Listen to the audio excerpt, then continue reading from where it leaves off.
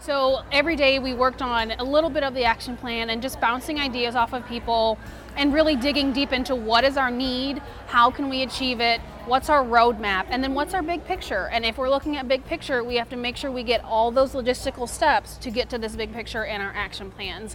So it's been a daily process of building it, and we'll do a little presenting on it tomorrow, the last day. And I think that'll be great. We'll get some constructive feedback from Steve and from our peers, which will really be helpful. We've all been to the regional or the national conference where we get excited about what we've learned. We go home and we do absolutely nothing with it. And the difference this week has been being able to formulate an action plan, having the structure offered and the time to actually work on it. And I feel like I will be able to go home and have something to offer my head of school and the rest of my administrative team that has substance and that matters.